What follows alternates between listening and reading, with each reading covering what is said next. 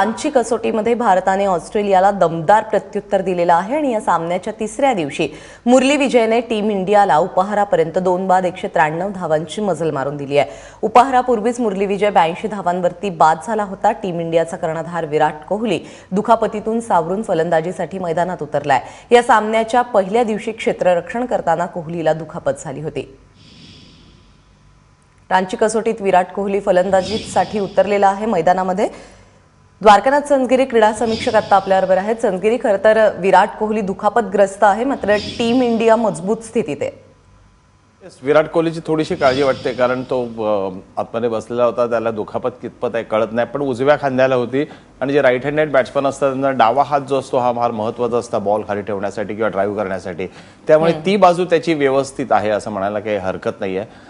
कधीतरी जेव्हा bottom हँडचा shot मारतो त्यावेळेला या खांद्याला त्रास होऊ शकतो, पण मला असं वाटतं की ज्या अर्थी तो उतरलाय त्या अर्थी तो पूर्ण विचारांती आणि चांगला व्यवस्थित फिट होऊन उतरलेला आहे आणि यावेळेला तो धावा करेल, कारण आता गेल्या 4 इनिंग्समध्ये या धावा झालेल्या नाही। भारतीय संघाचा विचार केला तर प्रत्युत्तर अतिशय चांगलं असं म्हणायला पाहिजे, कारण 450ला दिलेलं हे प्रत्युत्तर आहे। थोडं स्लो आहे पण हे चालणारच, कारण खेळपट्टी आता रंग बदलते असं मी म्हणणार नाही, पण थोडीफार ती आता बदलत जाणार याच्या पुढे।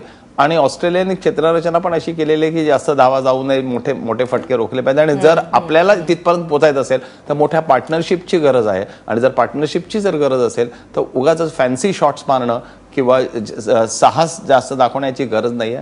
आपण आस्ते कदम व्यवस्थित जाऊ शकतो।